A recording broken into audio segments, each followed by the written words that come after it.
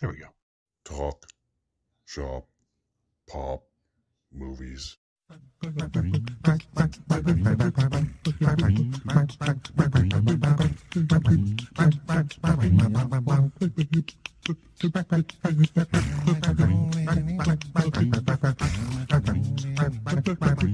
Ahoy there, this is Derek, the Convicted Cinephile, and if you're a convicted cinephile yourself, please like, share, and subscribe to the channel down below. On my channel, I like to talk, shop, and pop open, that is, movies and physical media. And this video, I will be focusing on the Scorsese Oscar curse.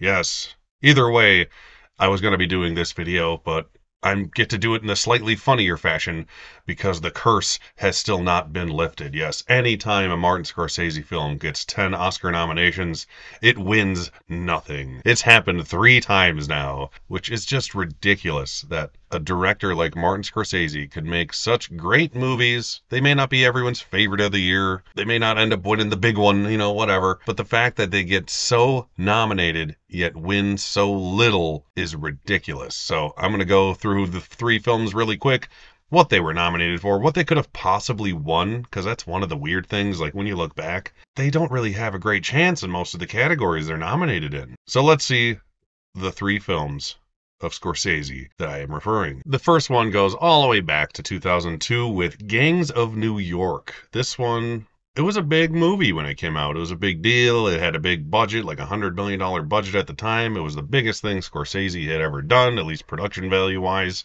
And he was so overdue at the time. Everyone thought this was finally going to be the time Marty wins his Best Director Oscar. The Golden Globes tried to give it to him. It got everything it needed to at the Oscars. Gangs of New York was nominated for Best Picture, Best Director, Best Lead Actor for Daniel Day-Lewis, Best Original Screenplay, Best Cinematography, Best Art Direction, Best Costume Design, Best Film Editing by the great Thelma Shoemaker, Best Sound Mixing, and Best Original Song for U2. None of these things ended up winning. So you look back at what won that year.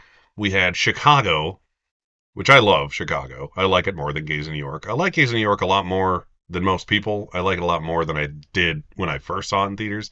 And then the other big winner that year was kind of the surprise winner in a few categories, The Pianist, which ended up winning the Best Director award over Martin Scorsese, and Adapted Screenplay and Best Actor, the surprise win over Daniel Day-Lewis, which I was rooting for that year, to be honest. I'm glad Adrian Brody won in hindsight, because Daniel Day-Lewis, as much as I love him, doesn't need 4 leading actor Oscars.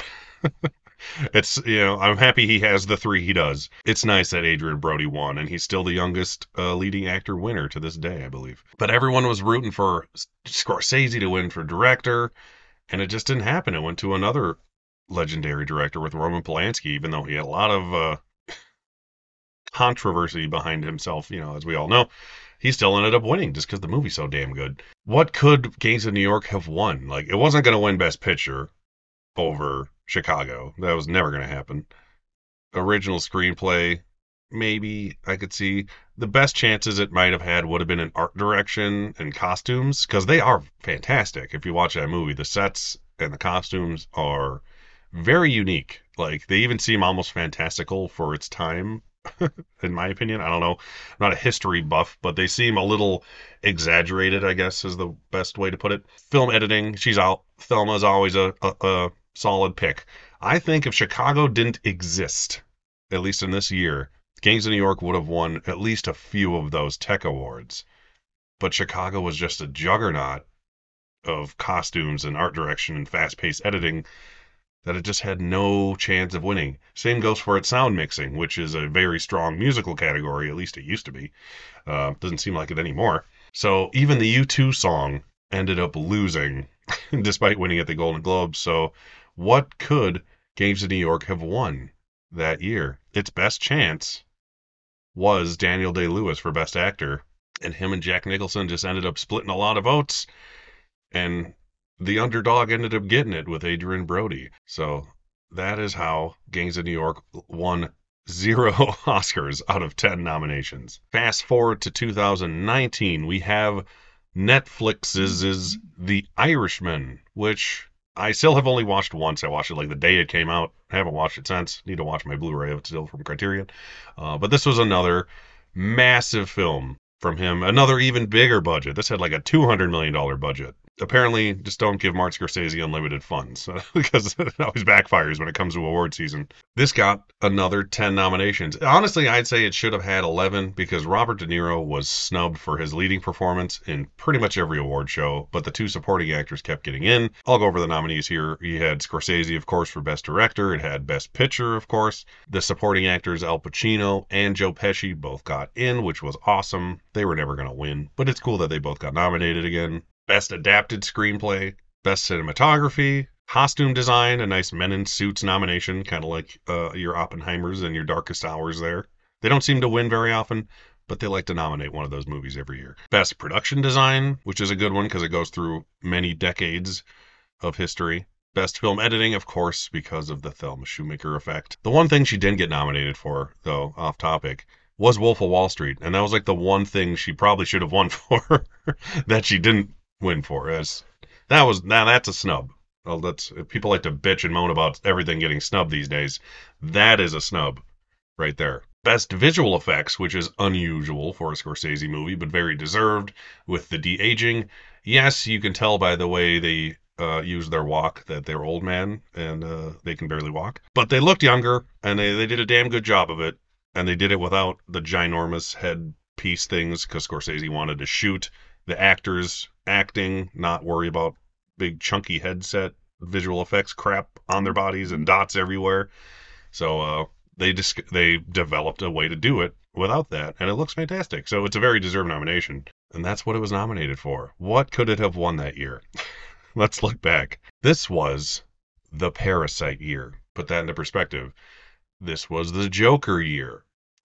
This was the 1917 year. This was the year I think there was 4 movies, including this one and the 3 I mentioned. And what was the other one? God, now I'm gonna try to remember. There was 4 movies that year that had 10 plus nominations, which is insane for a year to have 4 Best Picture nominees with that many nominations. This year there was 3, so we got close, but there was not 4.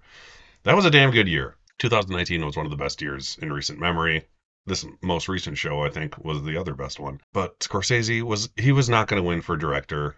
Sam Mendes was going to do that, and then Bong Joon-ho ended up sneaking in at the last minute and winning, which was also awesome.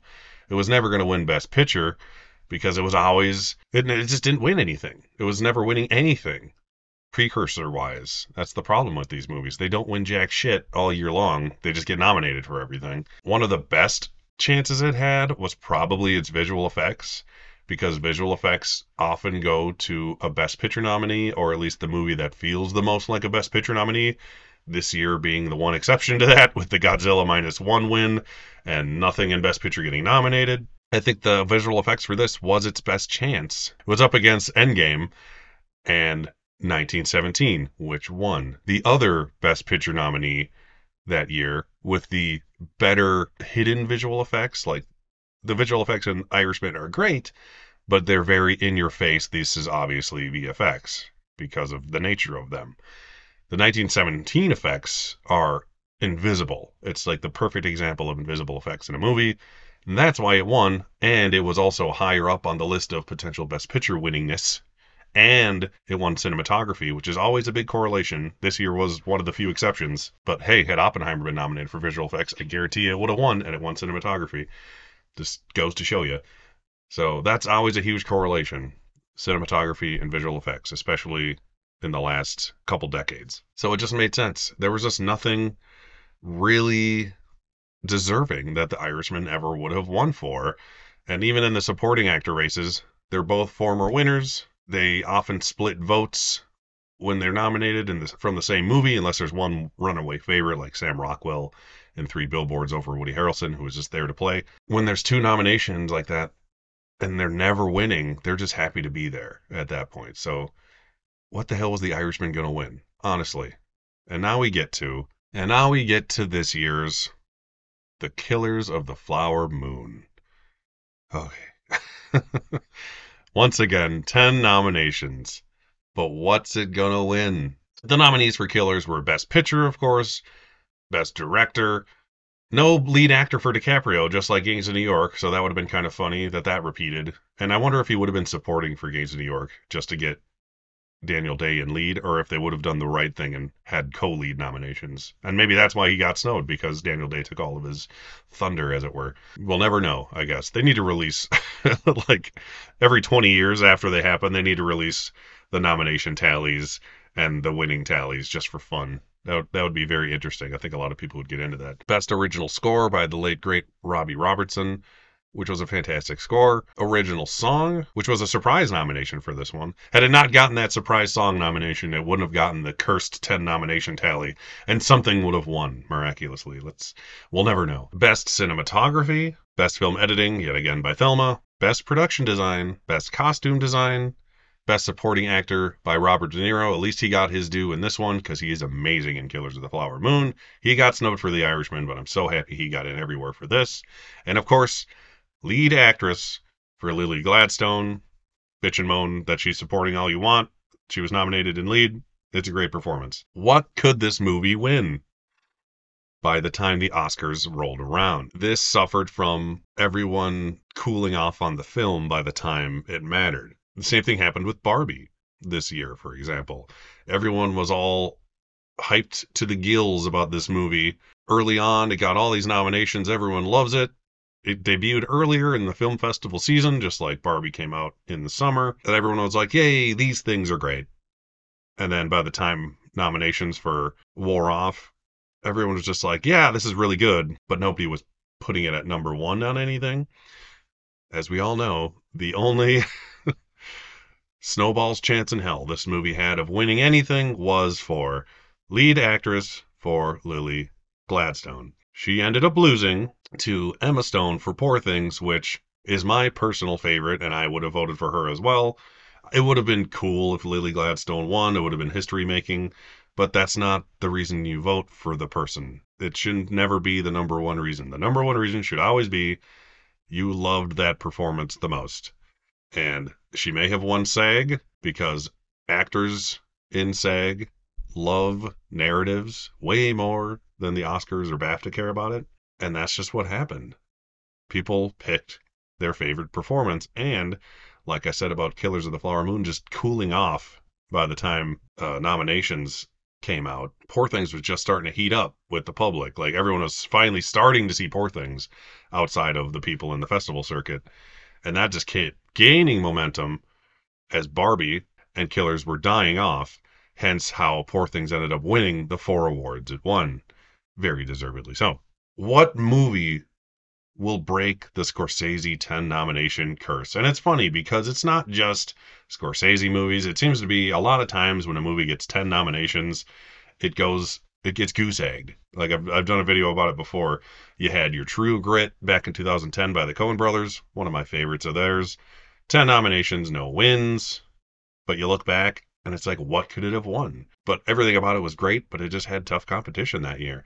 And then you go forward a couple of years, you got American Hustle with 10 nominations and no wins. What could that have won? Probably Makeup and Hair, if anything, to be honest, or Screenplay.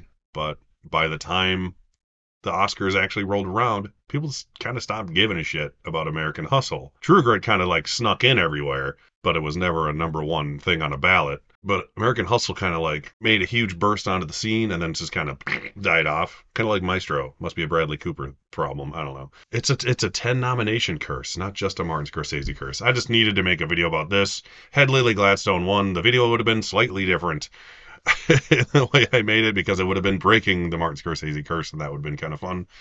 But this way is even more hilarious to me, because I want to see what he makes next, Mr. Scorsese. Keep on a truckin'. I know he's getting up there, but he's still kicking ass at his age. And everything he makes is great. Killers is a great movie. I really enjoyed it. I do want to watch it again when I have the time. I need to block out some of my calendar, cancel some appointments to fit it in here and there. But it's an outstanding movie. Same goes for The Irishman and Gangs of New York. I've watched Gangs of New York several times and I really like it. Why are his movies so loved Yet no one seems to want to give his films any actual award wins. Let me know what you think in the comments. This was just kind of a me bullshitting video. I always thought the Martin Scorsese curse thing was funny, and it happened again this year. I was like, it's not even the first time I've made a video about it. So let's just keep this going. Every time he makes a movie, give it 10 nominations and no wins. Give me some more material. What do you think Killers of the Flower Moon should have won, if anything? Same goes for The Irishman and Gangs of New York. Let me know. What should those movies have won, in your opinion? Or did the right things win in all 30 of these specific categories over the last 2 decades? Once again, my name is Derek, the Convicted Cinephile. Please like, share, and subscribe to the channel. Thank you for watching, and I'll see you next time. Talk, shop, pop, movies.